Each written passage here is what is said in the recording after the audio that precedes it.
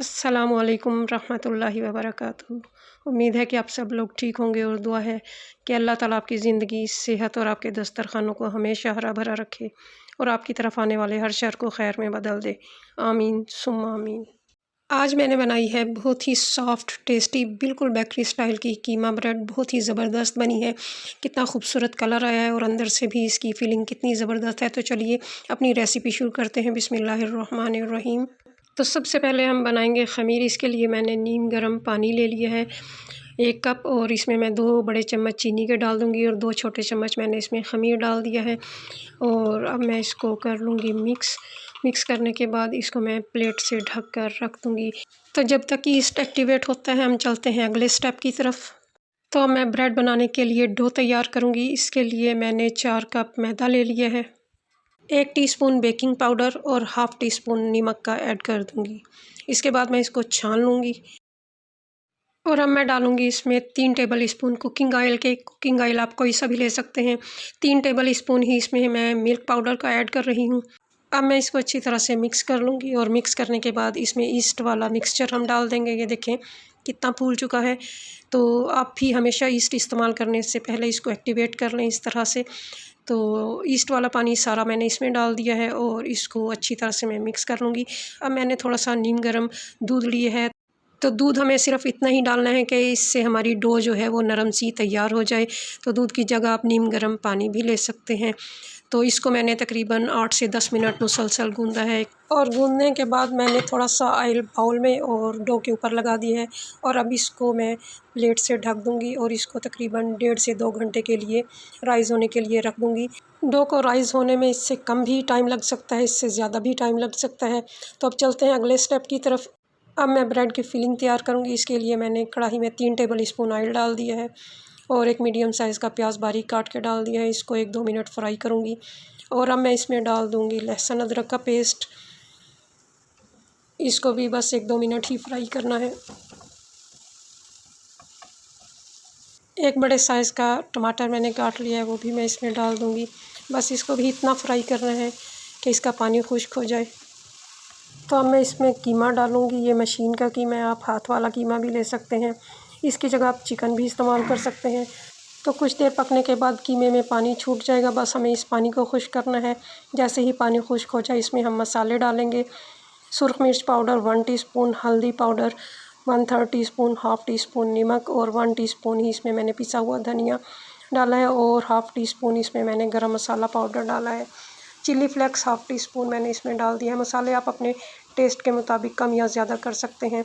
तो थोड़ा सा मिक्स करने के बाद मैंने इसमें हाफ़ कप से थोड़ा सा ज़्यादा पानी डाल दिया है और इसको अच्छी तरह से मिक्स कर लिया है।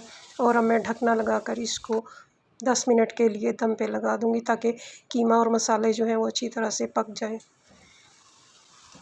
तो 10 मिनट का इस पे दम लग चुका है। अब मैं इसमें डालूँगी कुछ सब्ज़ियाँ। तो सुरख शिमला मिर्च मैंने ली है हाफ़ कप और ग्रीन शिमला मिर्च मैंने 1 कप ली है।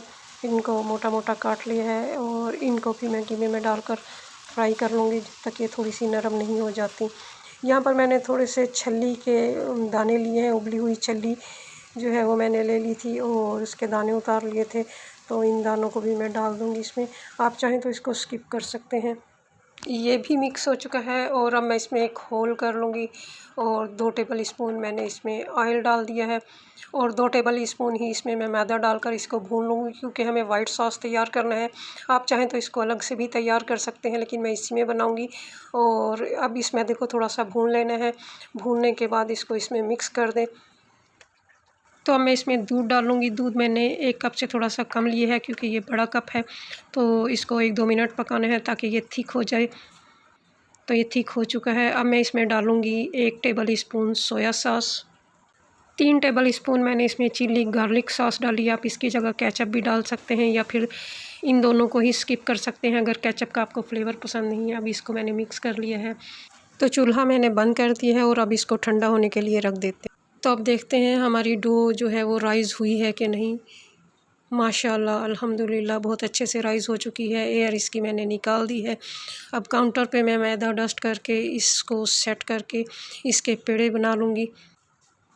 तो बस इस साइज़ का हमें इसका पेड़ा रखना है। ये बिल्कुल आम रोटी का जिस तरह हम पेड़ा बनाते हैं उतना ही पेड़ा है। तमाम पेड़े मैंने बनाकर प्लेट में रख लिए हैं।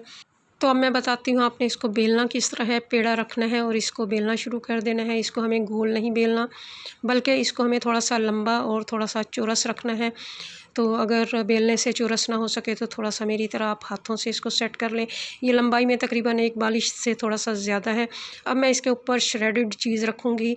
अगर ये नहीं है तो आप इसको स्किप भी कर सकते हैं। अब जो हमने फिलिंग तैयार की थी 2 टेबल स्पून मैंने भर कर इस पे डाल दिया और इसके किनारों को इस तरह से उठाकर इसके ऊपर रख देना है और इस किनारे पे हल्का सा पानी लगा देना है। और अब ये दूसरा जो किनारा है इसको उठाकर ऊपर की तरफ रखते हुए हम इसको अंदर की तरफ रोल करते हुए उस किनारे की तरफ चले जाएंगे जिस पे हमने पानी लगाया था, तो ये खुद ब खुद इससे चिपक जाएगा। तो अब छुरी या कैंची की मदद से इसके ऊपर कट्स लगा लेने हैं।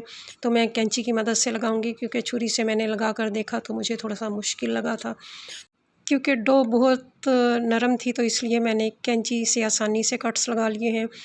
तो इस तरह तमाम जो है रोल पे मैंने कट लगा लिए हैं। ये सारे रोल मैंने ऐसे ही तैयार किए हैं जैसे आपको अभी मैंने दिखाए हैं।